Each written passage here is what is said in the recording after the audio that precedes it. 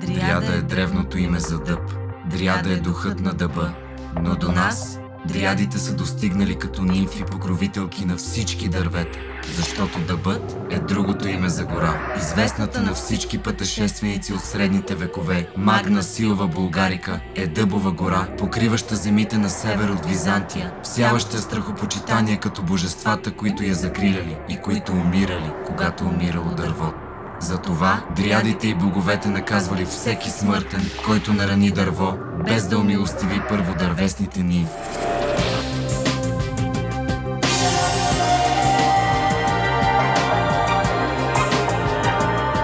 Водени от мисълта, че в дъба са корените на живота ни, ви разказваме тази история.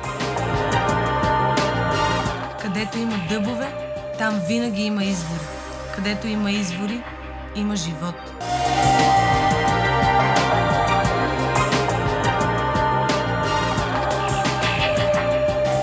Поискахме да запазим тези дарове и ги дадохме на децата. Началото постави ловното стопанство в Балчик.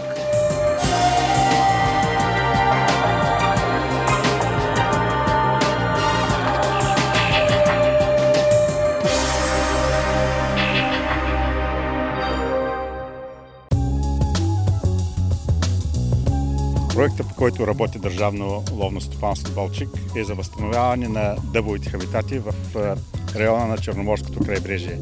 По една или друга причина, било от човешката дейност, било от промяната на климата, част от дъбовите гори започнаха масово да съхнат и на тяхно място се настаняват други по-малоценни видове.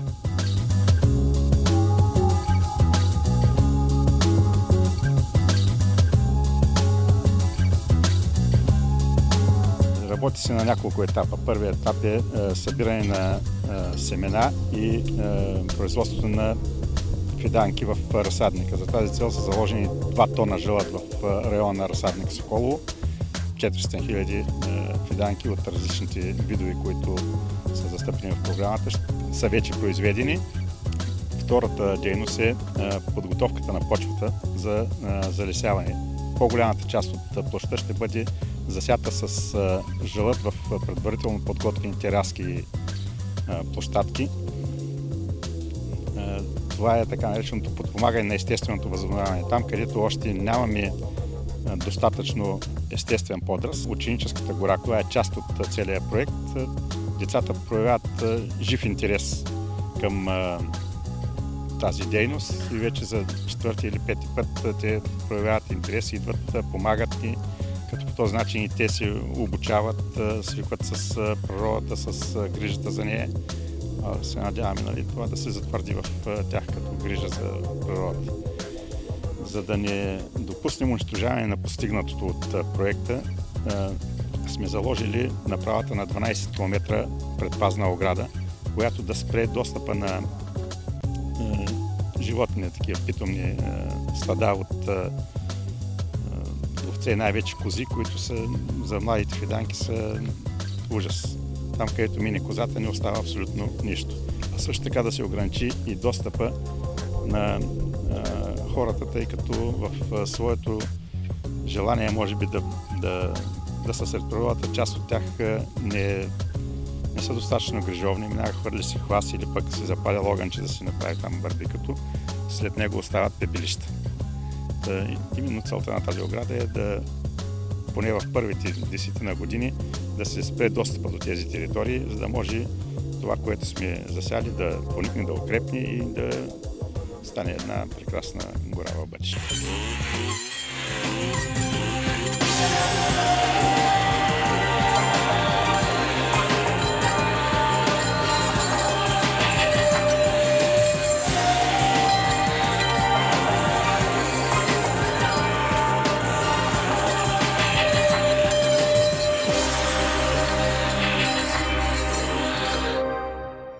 Основната цел на проекта е да опазва и най-вече да възстанови изчезващите в последните години дъбови хабитати, които са уникални не само за нашата страна и за Черноморското крайбрежие, но и за цяла Европа, да ни каже и в световен мащаб. Основните дейности по проекта са събирани на 10 тона жълъд от тези местни видове. Проектът е за 3 години, произвеждани на 400 000 фиданки и възстановявани на тези дъбови хабитати върху площ от 1115 декара. Като 95 са на територията на Балчик и 20 или 200 декара, зависи дали в хектари или в декари говорим, са на територията на Държавно ловно стопанство Несебър. И на двете места териториите попадат в зони по натура. За това именно и спечелихме при много голяма конкуренция. Проекта в Балчик в Европа бе одобрен. Най-важното, освен конкретното възстановяване и подпомагане да се възстановят местните видове, е това населението да осъзнае уникалността на природата, на тези дъбови хабитати, на богатото биоразнообразие, особено на младото поколение, и за това има редица мероприятия за работа с деца, с ученици, с студенти, които пряко ще участват в дейностите. В нашия дендрариум имаме 17 вида. В България масово 7 вида се срещат и са по-широко разпространени. Хората не знаят, че територията на България и самата наша страна е била наричана в миналото Силва Булгарика, защото 2/3 от територията са били дъбови гори, които в последствие са изкоренени за ниви. По този начин почти е изчезнал най-ценния летен дъб. Това е дъба, който се среща долу в равнината. Останали са само някои, наричаме ги сега кории. Те са защитени местности, както тук на 2 крачки е калината. И именно това е целта – да съберем жълъди, да произведем фиданки, да направим семипроизводни градини, за да възстановим, да запазим това, което го има, и да възстановим на съответните подходящи месторастения, се казва, по-лесовъдски, дъбовите гори.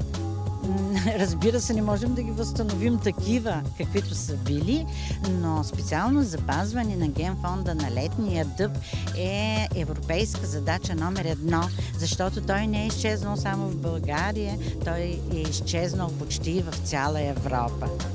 А от широколистните дървета няма по-ценен вид от дъба. Когато пригърнеш един дъб и постоиш 10 минути, ти се осигуряваш 1 година без кихане, без кашляне. Работата по възстановяване на дъбовите гори създава заетост за жителите на околните села. Тъй като събирането на жълъди, плевенето на фиданките, окопаването на посадените дъбчета се извършва ръчно, проектът дава шанс на хора без образование и квалификация да получат постоянна работа. Някои от тях и за първи път в живота. Основното, което работим в горското стопанство Балчик, значи подготовка за сеитба на жълъд. Това, което е дъб, бял дъб.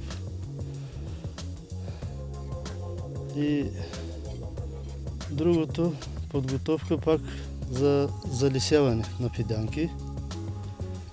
Третото, което е откриване на предишната сеитбена системата, да го кажа, които са излезли фиданките, които не са излезли, засяваме с семена. И поминъка и това, което се казва, нали? На 100% от селата сме. Доволни сме, удовлетворени сме. Най-вече и началническия състав, деца казва. И те не обръщат много внимание. Доволни сме от заплащането, както си по закон, деца казва.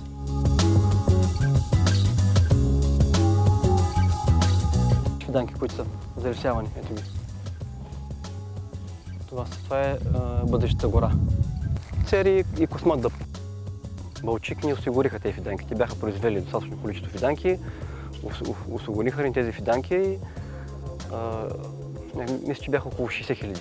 60 хиляди фиданки, мисля, че толкова ни дадаха. И това цялото место, което беше засято с жълт, се залеси с фиданки тази пролет. Като предварително през 2012 година есента се направиха тези ръчни тераси. Направиха с тези тераси, за да могат да измръзнат през зимата, и на пролет с фиданки направихме това залесяване и сега в момента го окупаваме. Виждате резултата, че е така доста добър, нали, по нашите показатели. През есента направихме, нали, подготовката, направихме тераси. Основно и сега ги прекопаваме. Залесихме ги просто през март, април месец фиданките. И сега ги копаем. Веднъж ги копаем и втори път се прекопават. Значи тук сме залесили около 120 декара. Цялата програма е 200 декара. Точно тук са 120, а цялата е 200 декара. Това се казва местността Аланаки, а другата се казва Ортото. Там са 80 декара, а там допълнително имаме изсичане на подлеса. Това е премахване на нежелана растителност. Този проект е за възстановяване на дъбовите хабитати по Черноморското крайбрежие. Както навярно знаете или някои не знаят, програмата Life Plus е за... Това са мероприятия, които се извършват в защитени зони, в зона Натура. Така че работата, която ние ще извършим по този проект, е изключително и само в такива места, които попадат в мрежа Натура 2000. Като една част защитени по директивата за птиците, а друга част са защитени по директивата за хабитати. Част от територията и по двете директиви. Както вече разбрахте, Държавно ловно стопанство е координиращия бенефициент на този проект. Освен това има и още съпътстващи бенефициенти. Това е Държавно ловно стопанство Несебър. Там ще се работи в зоната Емине и Ракли, която също е защитена, също попада в мрежа Натура.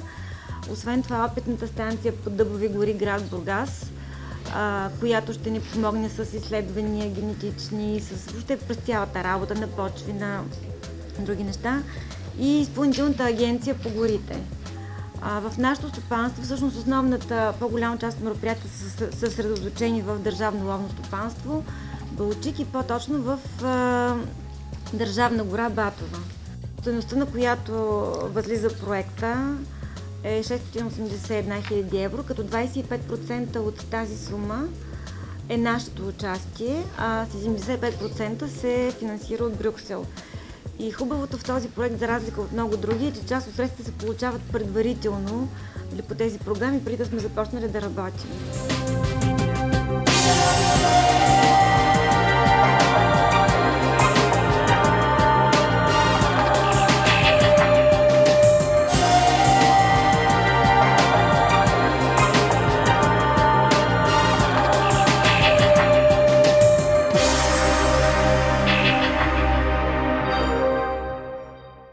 Най-хубаво се залесява с жълт есента. Така че до края на ноември смятаме 470 декара да бъдат залесени. За една година нагоре стъблото или стеницата ще бъдат около 10-12 см, но корена надолу ще отида към метър. Докато има един етап след 10-та година, когато почва и прираста и площина да става по-голям. Но в началото, докато натрупа жизнен потенциал, основното е да корена да се развие добре, да се намери влага, да се намери богата почва и тогава тръгва да расте дървото. Това е за една годинка, вижте колко е порасло нагоре. Нали? Харесва ли ви? Сега, ако изкараме корен, ще видите какъв голям корен има надолу. Сега една фиданка ще го пропастя, ще ми простително, разсадник имам още към 200 хиляди, ще компенсирам. ето сега вижте коренчето как се развива. Дълбок централен корен, който копае надолу. Той, за да бъде сложно с сиката, корен е бил прерязан. Но надолу той почва да се разклонява. Затова казвам, по-добрият вариант е да се прави директно от жилът. Не, че това няма да се хване, пак ще се хване, пак ще стане от него дърво. Но ще загуби 1-2 години, докато се оправи корена. Виждате ли? Нагоре колко е пораснало, а надолу колко е пораснало. Всъщност жила да е бил ето тук. Жила да е бил ето така. И от тази част нагоре е станало листенците и стъблото, от тази част надолу върви корена. Значи вижте колко е нагоре, а надолу е бил още толкова поне. Тези насаждения са регистрирани в районната дирекция по горите. Те имат там дневник се води и за да се събере жилът да се иска също разрешение от районната дирекция. След това този жилът се взема една проба, така на случайния принцип се взема проба и се изпраща в семиконтролната станция в Пловдив, където правят изследване, описват каква е кълнемостта, каква е глутността на жилада и чак тогава го засяваме.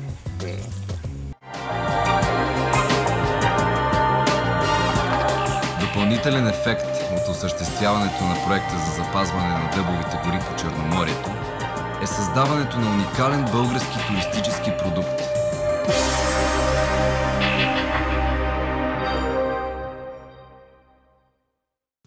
Смятам, че това е една добра възможност да създадем един нов продукт, който е различен от All Inclusive и туристите, които в момента идват към България и всъщност да не заместваме сегашните туристи, ами да ги допълним с туристи, които се интересуват от екотуризъм преди и след активния сезон, когато основната част от туристите идват за плаж. Есента могат да идват за разходка и за природни забележителности. Това е перфектен пример за място, където може да се наблюдава богатство и растително и животинско разнообразие в България. Запазено. Можем да ги включим в точно тази дейност, която е по възстановяване на горите, засаждане, събиране на жиларите и полагане в изкопните, които са за засаждане на самите дървета.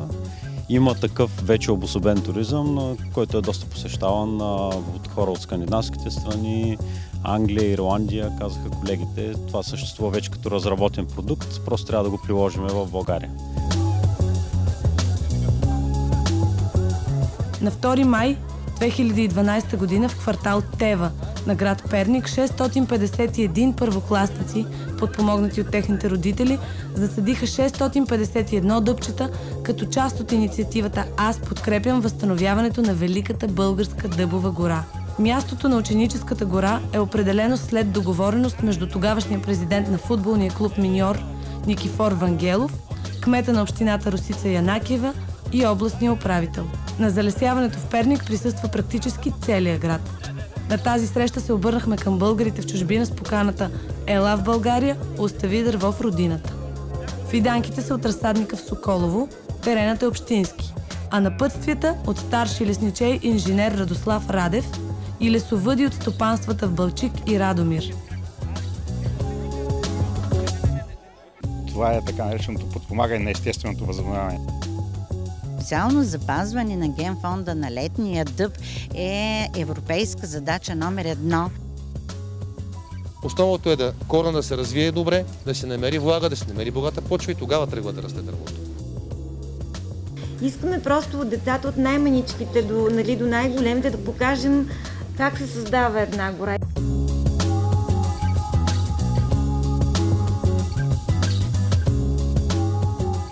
Години в днешните български земи дъбовите гори са унищожавани без милост. Останалите вековни дървета, като границкия дъб и гигантите в Странджа, айтоската кория, дебелата кория в Сливен, корията в село Вирове, Монтана, само нашепват за миналото величие, когато 2/3 от страната е покрита с дъбови гори.